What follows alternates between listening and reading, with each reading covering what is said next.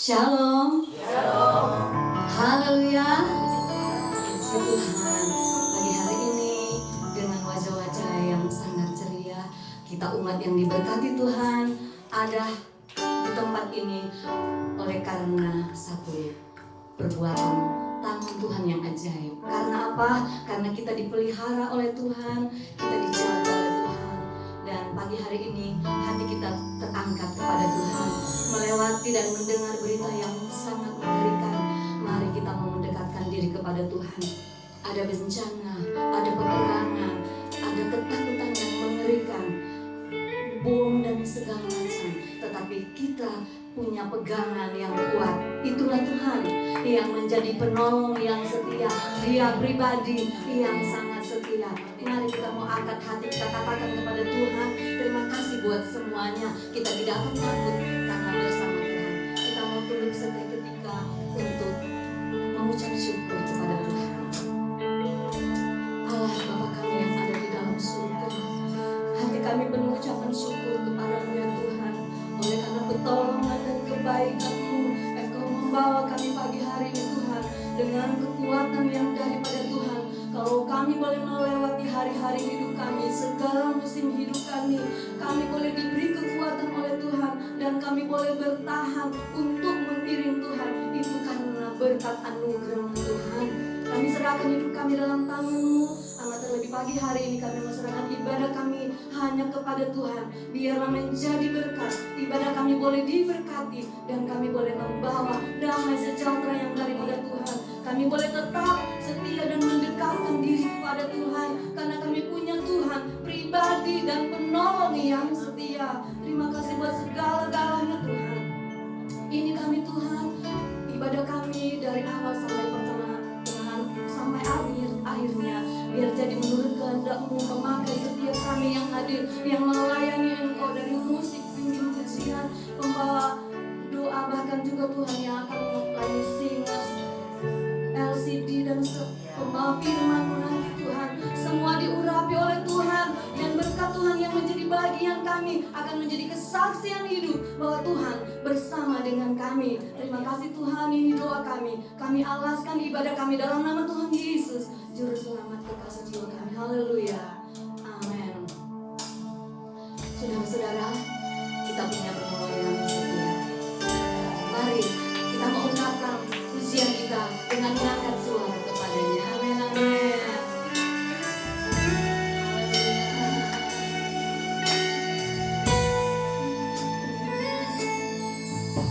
Saat ku berjalan,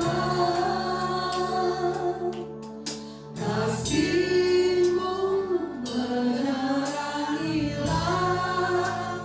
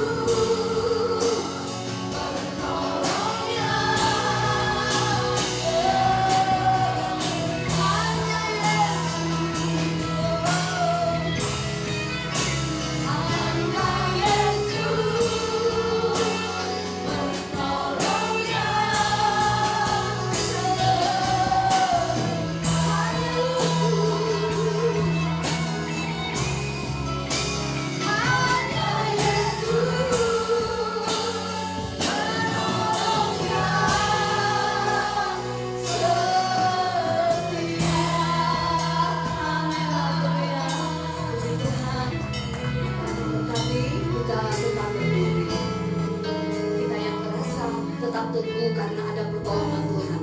Mari kita ganti dengan sukacita, damai yang Tuhan berikan. Hanya ada satu nama yang menjadi penolong kita. Dialah alat kekuatan kita. Dia benteng perlindungan kita. Amin, amin. Namanya Tuhanku Yesus Kristus. Amin. Haleluya. Amin.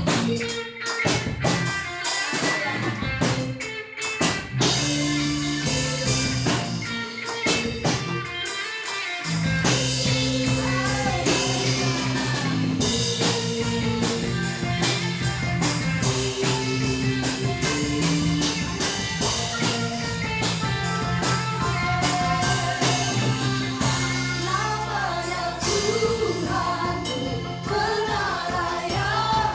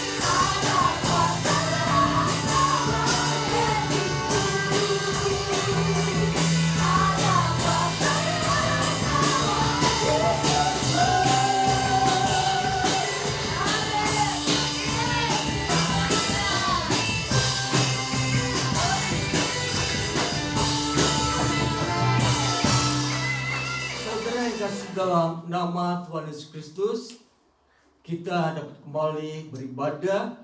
Dan pada saat ini kita akan mendengarkan firman Tuhan. Kita perhatikan dalam kitab Lukas pasal 1 ayat 31.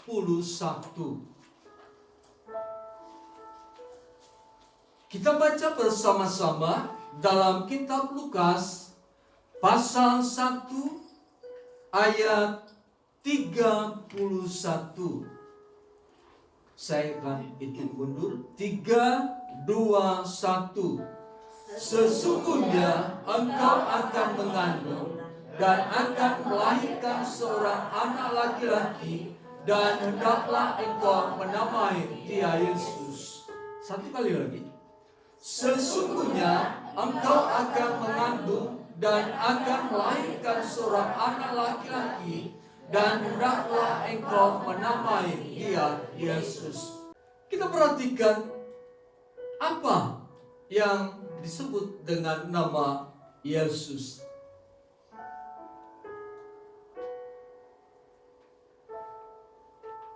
Kita baca, Yesus sama dengan Yosua, Yehosua, Yesua, artinya juru selamat atau Tuhan adalah juru selamat. Jadi malaikat berkata, hendaklah engkau menamai dia Yesus. Hendaklah engkau menamai dia Yehosua, Yesua, Yosua, yang berarti Tuhan adalah juru selamat. Dengan demikian, malaikat berkata bahwa di dalam dunia ini tidak ada juru selamat yang lain yang akan mengampuni dosa manusia, yang akan menyelamatkan manusia dari kebinasaan. Hanya Yesus yang ditentukan oleh Allah menjadi penyelamat manusia yang berdosa. Tidak ada yang lain.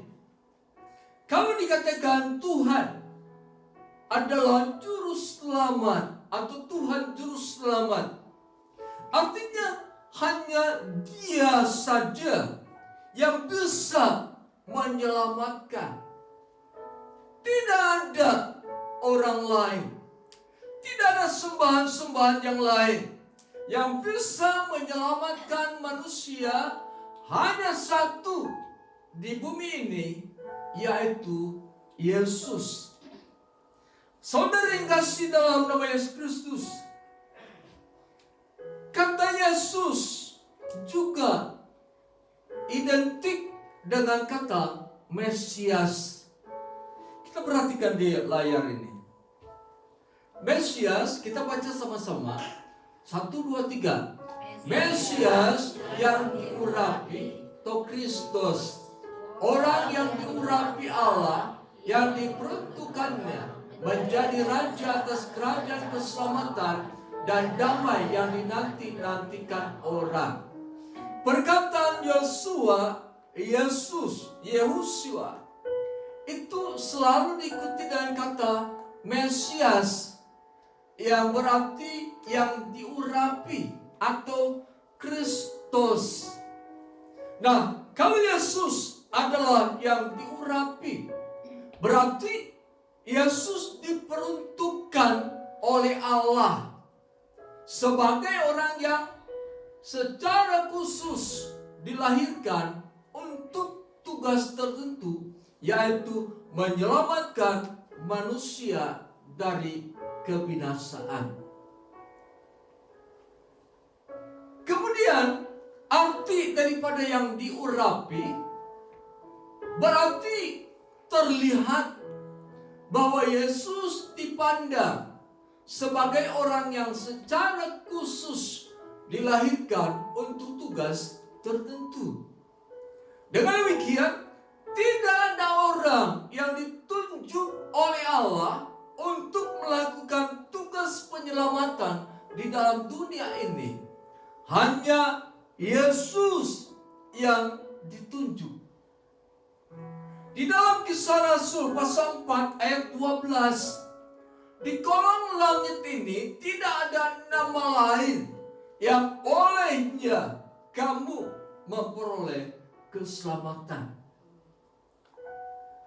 Kalau Allah berbicara lewat malaikatnya bahwa Maria akan mengandung dan melahirkan seorang anak laki-laki, dan ia harus dinamai Yesus, harus dinamai Mesias, disebut Mesias atau Juru Selamat, berarti saudara yang dikasihi dalam nama Tuhan Yesus Kristus, inilah kelemahan manusia yang hidup di bumi ini.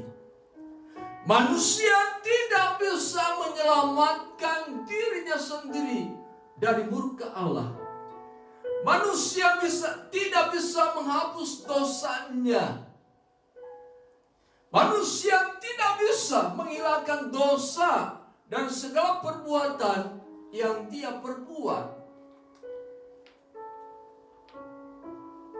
Manusia tidak bisa melakukan apapun supaya dirinya memperoleh keselamatan. Manusia berupaya dengan berbagai cara supaya dirinya bisa diselamatkan. Dengan kata lain, saya ingin masuk ke dalam surga. Saya akan berbuat baik. Saya akan menghormati para leluhur. Saya akan memuja mereka supaya saya memperoleh keselamatan. Tetapi dengan jelas bahwa hanya Yesus yang bisa menyelamatkan. Hanya Yesus yang ditentukan Allah sebagai penyelamat manusia dari segala dosa kesalahannya, yang akan membawa manusia ke dalam kebinasaan. Tidak ada yang lain yang dapat menyelamatkan manusia, hanya Yesus. Dialah yang ditentukan oleh Allah. Dialah yang diperuntukkan oleh Allah bagi manusia ini, supaya manusia memperoleh keselamatan. Nama Yesus bukan nama yang dipilih oleh Maria. Bukan nama yang dikehendaki oleh Maria. Tetapi nama yang ditentukan oleh Allah. Nama yang diberikan kepada bayi laki-laki itu, yaitu Yesus. Jadi nama Yesus bukanlah nama yang diberikan oleh Maria, tetapi oleh Allah itu sendiri.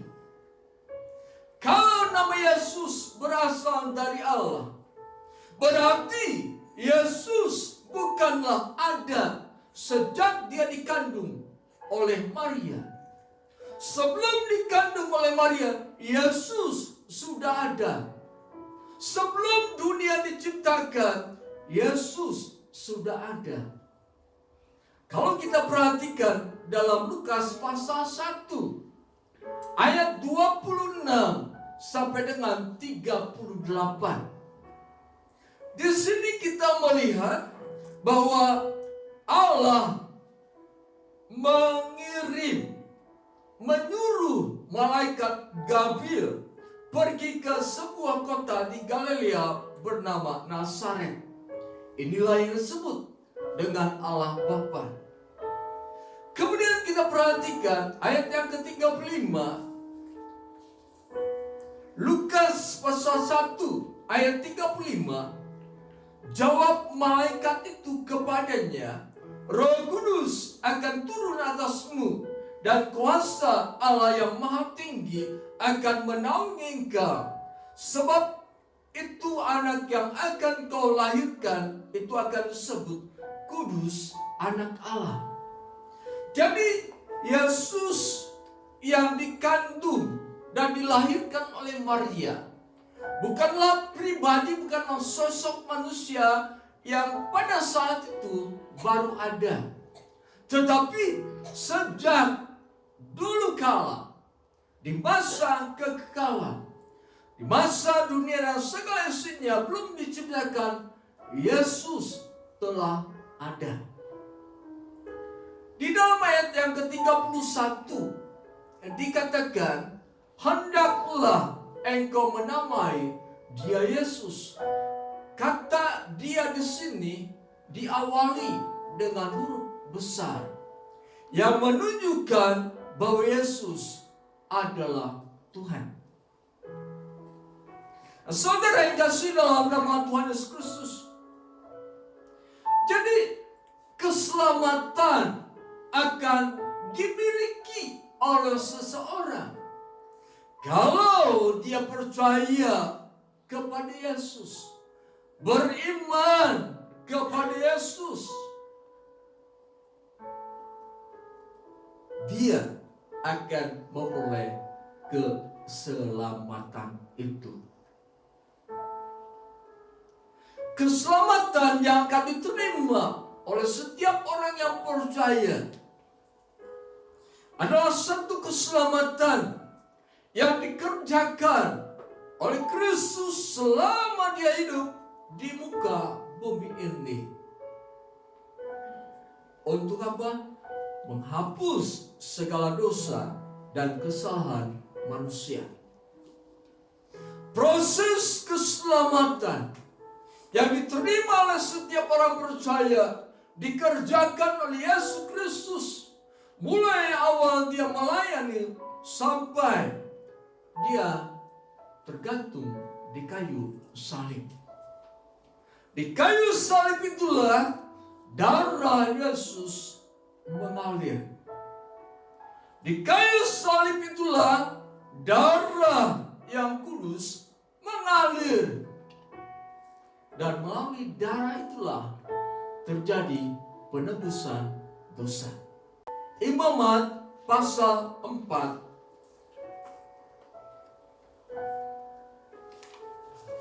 dan Imamat pasal yang ke-5. Saya akan ceritakan terlebih dahulu. Di dalam kitab Imamat pasal 1 sampai dengan yang ke-5, 6 dan 7, di sana diceritakan tentang korban yang diberikan oleh umat Allah kepada Allah.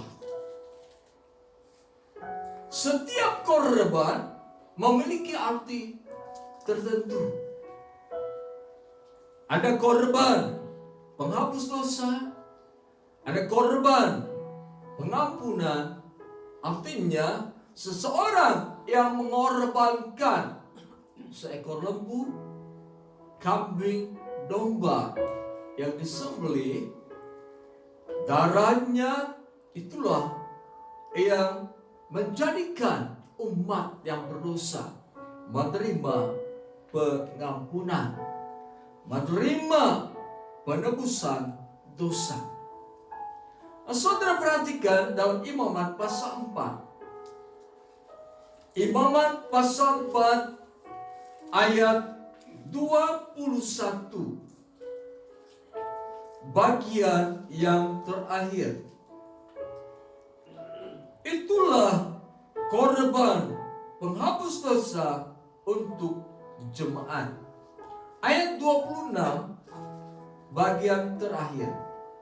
Dengan demikian, imam mengadakan pendamaian bagi orang itu karena dosanya, sehingga ia menerima pengampunan. Ayat 35 bagian akhir. Dengan demikian, imam mengadakan pendamaian bagi orang itu karena dosa yang telah diperbuatnya, sehingga ia menerima pengampunan. Pasal 5 ayat 12. Bagian terakhir ada kata, itulah korban penghapus dosa. Ayat 13. Dengan demikian, imam mengadakan pendamaian bagi orang itu karena dosanya dalam salah satu perkara itu, sehingga ia menerima pengampunan. Pasal 5 ayat 18 bagian terakhir. Sehingga ia menerima pengampunan. 19. Itulah korban penebus salah. Orang itu sungguh bersalah terhadap Tuhan. Di dalam kitab Imamat, Allah memberikan satu patokan bagi bangsa Israel. Barang siapa yang berbuat dosa, melanggar perintah Tuhan, maka dia harus mempersembahkan seekor lembu, kambing atau domba sebagai tanda adanya pengampunan atau penebus dosa. Kambing, lembu, dan domba dibawa kepada seorang imam. Kemudian binatang tersebut disembelih dan darahnya itulah yang dipergunakan sebagai tanda pengampunan dan penebusan dosa. Tetapi lembu, kambing, dan domba yang dipersembahkan itu harus tidak bercacat, baru diterima oleh Tuhan akan segala persembahan mereka. Nah, Kristus ditentukan oleh Allah sebagai apa? Sebagai juru selamat. Kristus ditentukan oleh Allah sebagai pribadi yang menyelamatkan dunia dan segala isinya. Hanya Kristus lewat kematiannya. Darah Yesus yang tercurah di kayu salib, itulah proses yang terjadi dalam hal penyelamatan manusia dari segala dosa dan kesalahannya. Saudara yang dikasihi dalam nama Yesus Kristus, kita perhatikan Ibrani pasal 9. Kitab Ibrani pasal 9 ayat 22. Demikian dikatakan dalam firman Tuhan, dan hampir segala sesuatu disucikan menurut hukum Taurat dengan darah, dan tanpa penumpahan darah tidak ada pengampunan. Kalau di dalam perjanjian lama, kitab Imamat, umat yang berdosa harus membawa persembahan kepada Tuhan. Lembu, kambing, dan domba disembelih. Darahnya itu dicipratkan sebagai tanda pengampunan dosa atau penebus segala dosa yang mereka perbuat.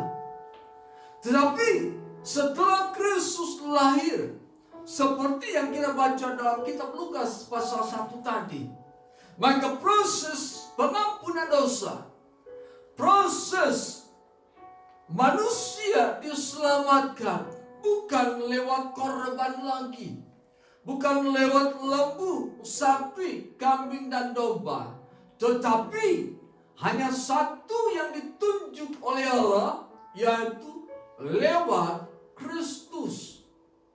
Jadi apapun yang dipersembahkan oleh manusia untuk keselamatan dirinya sendiri, untuk keselamatan orang banyak, tidak akan diterima oleh Tuhan selain korban Kristus di kayu salib.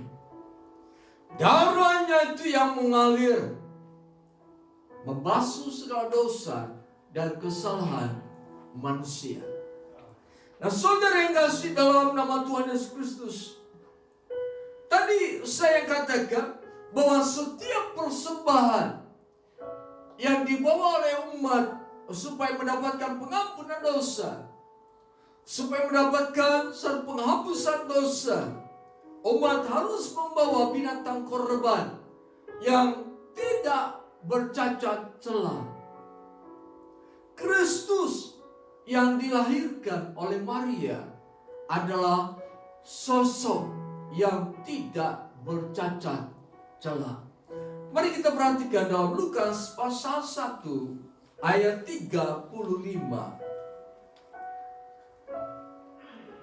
Jawab malaikat itu kepadanya, Roh Kudus akan turun atasmu, dan kuasa Allah yang Maha Tinggi akan menaungi engkau.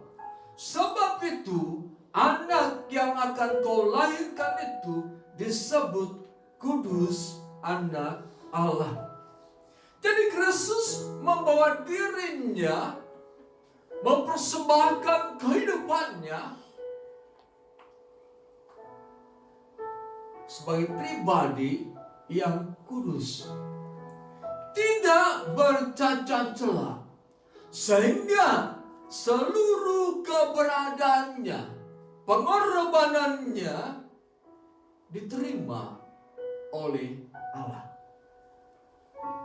Jadi kita harus berpegang kepada firman Tuhan.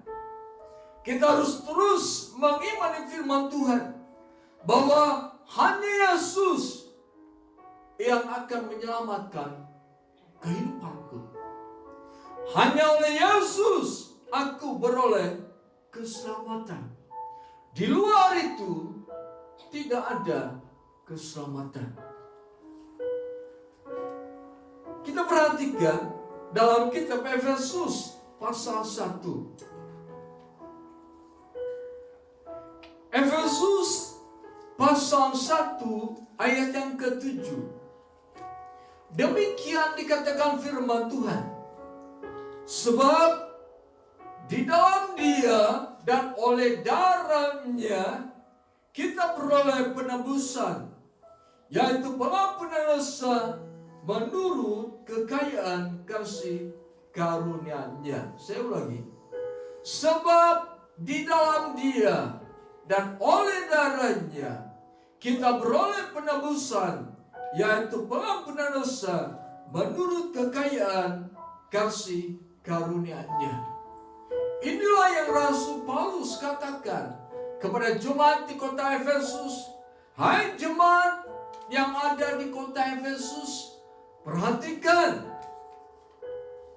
hanya oleh darah Yesus Kristus kita beroleh penebusan, yaitu pengampunan dosa.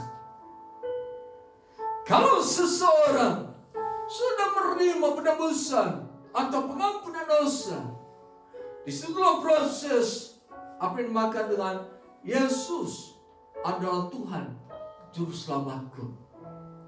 Pada saat itulah keselamatan hadir dalam kehidupan orang tersebut. Dan saudara yang kasih dalam nama Yesus Kristus, kita harus menyadari, harus mengakui, harus mengimani bahwa kita diselamatkan bukan dengan cara-cara yang lain. Kita diselamatkan bukan dengan sesuatu yang asal-usul nenek moyang kita, tetapi kita diselamatkan karena Yesus. Karena Dia adalah Juru Selamat kita. Dia adalah Tuhan yang menyelamatkan kita. 1 Petrus pasal 1 ayat yang ke-18 dan 19. 1 Petrus pasal 1 ayat 18.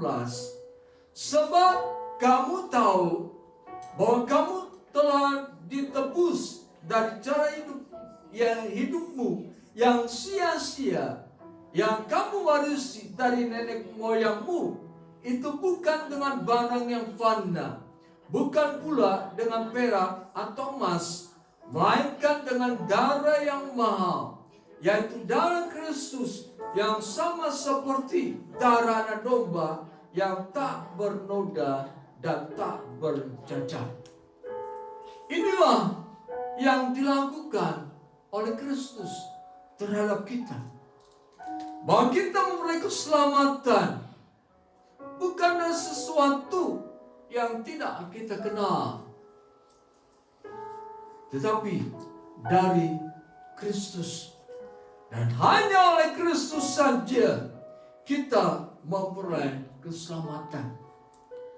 Nah, saudara yang kasih dalam nama Yesus Kristus, keselamatan yang Allah berikan kepada kita lewat Yesus yang adalah juru selamat, itu diperuntukkan juga bagi bangsa-bangsa yang ada di dalam dunia ini. Demikian dikatakan oleh firman Tuhan dalam kitab Yohanes pasal 3 ayat 16. Karena begitu besar kasih Allah akan dunia ini, sehingga Ia telah mengaruniakan anaknya yang tunggal, supaya setiap orang yang percaya kepadanya tidak binasa, melainkan beroleh hidup yang kekal. Yesus pernah berkata kepada murid-muridnya bahwa pada hari-hari terakhir atau di akhir zaman ini akan ada datang Mesias palsu. Akan ada orang yang mengatakan, akulah yang akan menyelamatkan engkau. Kita perhatikan dalam kitab Matius pasal 24 ayat 23 sampai dengan 24. Saya undang sidang Jumat pagi berdiri dan kita akan baca bersama-sama.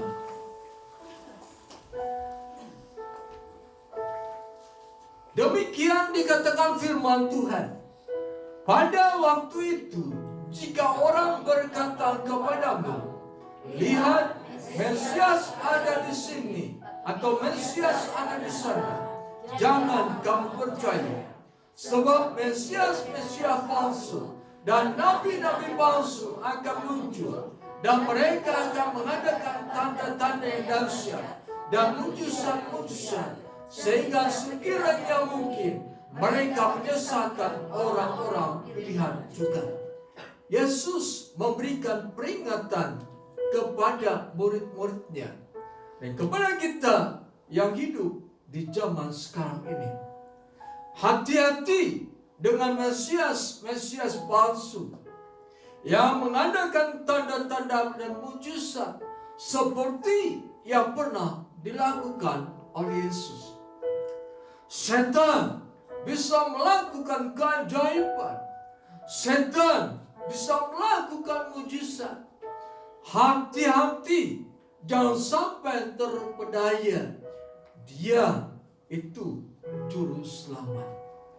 Juru selamat kita, Mesias kita hanya satu, yaitu Yesus. Dia ditentukan oleh Allah.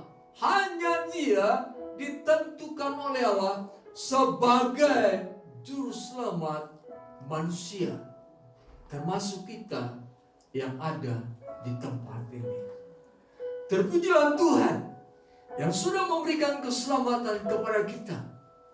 Jika kita sudah diselamatkan oleh-Nya, mari saudara yang kasih dalam nama Yesus Kristus, kita hendak berkata, sekali Yesus, tetap Yesus. Dimanapun kita berada, tetap Yesus adalah Tuhan dan Juru Selamat kita. Jangan menjadi orang yang dikatakan yang awal menjadi yang terakhir karena meninggalkan Yesus Kristus.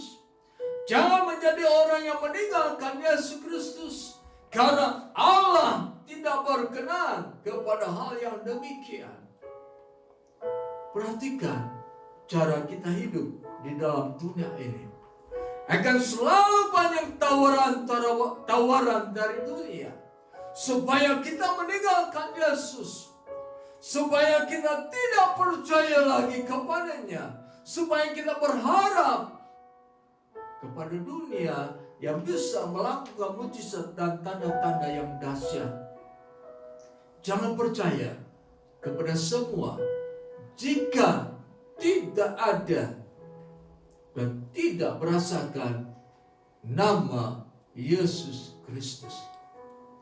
Tetapi perhatikan juga akan firman Tuhan Yesus katakan, pada hari-hari terakhir akan banyak orang berkata, Yesus, Tuhan, aku melakukan mujizat demi nama-Mu. Aku bernubuat demi nama-Mu. Aku mengusir setan demi nama-Mu. Bukankah ini tanda-tanda yang dahsyat dan mujizat yang dikerjakan oleh mereka? Tetapi Yesus pernah mengatakan kepada murid-muridnya dan kepada kita, hati-hati, serigala berbulu domba. Hati-hati sesuatu yang akan datang kepada kita dan menarik perhatian kita dengan mujizat dan tanda-tanda yang dahsyat.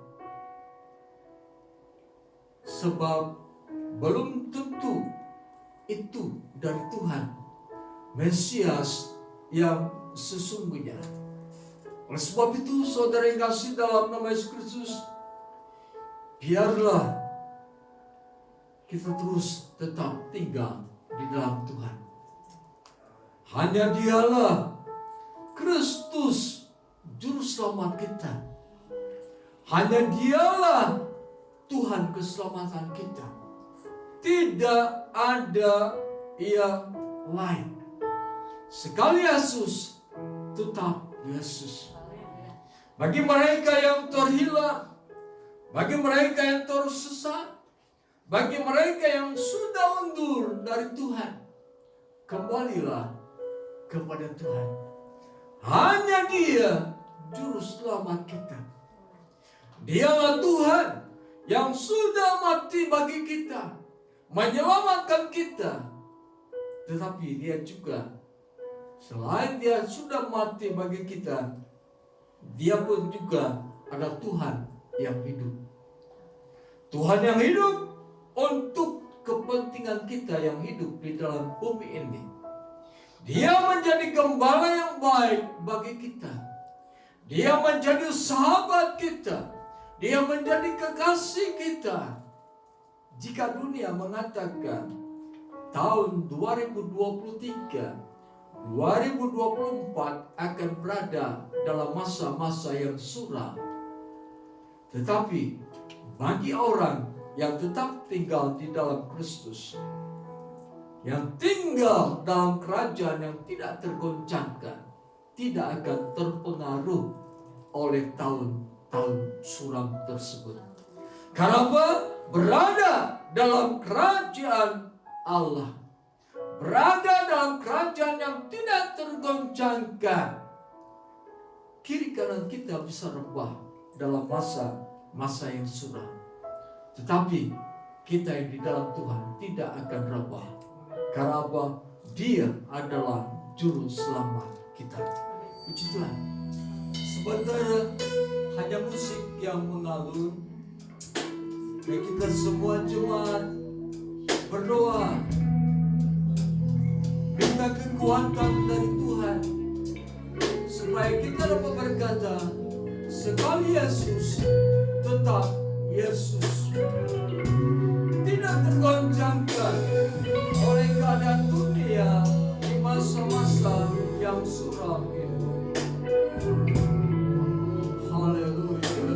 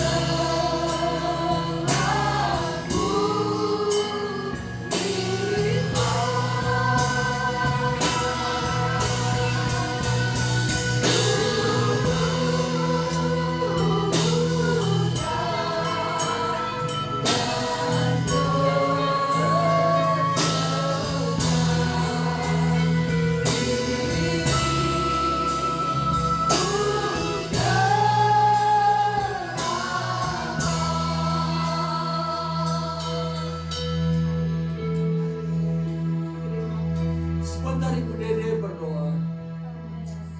Haleluya, Bapak yang baik, terima kasih. Sungguh kami sangat bersyukur untuk pagi hari ini. Kami telah terima berkat firman Tuhan yang luar biasa yang mengingatkan kami. Sekali Yesus, tetap Yesus yang menjadi juru selamat kami. Biarlah itu menjadi pegangan kehidupan kami Tuhan. Kami tetap memegang teguh iman kami Tuhan, untuk tetap percaya kepada Tuhan. Tidak ada juru selamat lain selain Engkau Tuhan Yesus. Terima kasih Tuhan, Kau telah pilih Tuhan Yesus untuk menjadi juru selamat kami Tuhan. Biarlah Tuhan Yesus dalam kehidupan kami tetap percaya kepadamu Tuhan Yesus. Apapun yang terjadi dalam kehidupan kami, biarlah Tuhan, Engkau yang selalu kami pandang, Engkau yang selalu kami percaya, Engkau yang selalu kami jadikan juru selamat dalam kehidupan kami. Terima kasih, biarlah firman itu Tuhan kami taruh dalam hati kami, dan kami tetap percaya. Lakukan firman Tuhan dalam kehidupan kami. Memberkati hamba-Mu Tuhan, Bapak Gembala yang telah memaparkan firman-Mu. Terus urapi dengan kuat kuasa-Mu, pakai dengan luar biasa dalam kehidupannya untuk menjadi pembawa terang Tuhan. Kau pakai terus dia hamba-Mu yang luar biasa. Urapan kuasa Roh Kudus yang akan memberkati Bapak Gembala kami, Ibu Gembala Glenn yang di Jerman, Tuhan berkati Karen, semuanya Tuhan. Kau memberkati, berkati kami jemaat yang sedang mendapat berkat firman Tuhan. Biarlah kekuatan firman Tuhan menjadi landasan kehidupan kami, untuk kami tetap hidup ada di jalan-Mu. Bapak terima kasih Tuhan Yesus, terima kasih Roh Kudus, terima kasih. Inilah doa kami dalam nama Tuhan Yesus. Kami sudah berdoa dan ucap syukur. Haleluya.